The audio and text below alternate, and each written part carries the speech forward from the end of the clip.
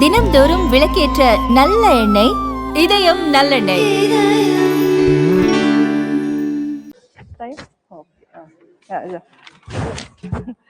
Sir, in Swiss Bankல 2024 இந்தியர்களுடைய பணம் 3 மடங்கு அதிகரித்திருப்பதாக 2024 அவர்கள் தகவல் வெளியிட்டிருக்கிறார்கள். அதாவது 37,600 கோடி.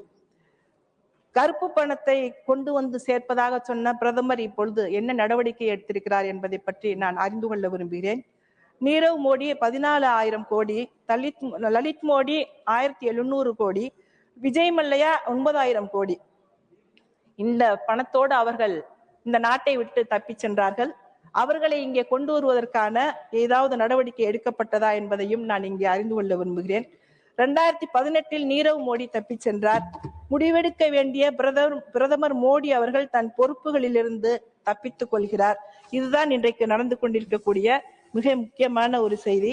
அது மட்டுமல்லாமல் சாமானியர்கள் கடன் பெற்றுவிட்டு நீரவ் மோடிகளைப் போல ஓடி போனால் இந்த நாட்டினுடைய அமைச்சகம் விட்டு விடுமா என்பதையும் நான் அறிந்து கொள்ள விரும்புகிறேன். அது மட்டுமல்லாமல் கார்ப்பரேட் முதலாளிகள் தப்பித்து விடுகிறார்கள், ஏழை அல்லது நடுத்தர மக்கள் இங்கே மாட்டிக்கொள்கிறார்கள் என்பதையும், அவர்களுடைய பணத்தை வசூலிக்க என்ன மாதிரியான கடுமையான நடவடிக்கை நீங்கள் எடுக்க போகிறீர்கள் என்பதையும் நான் அறிய விரும்புகிறேன்.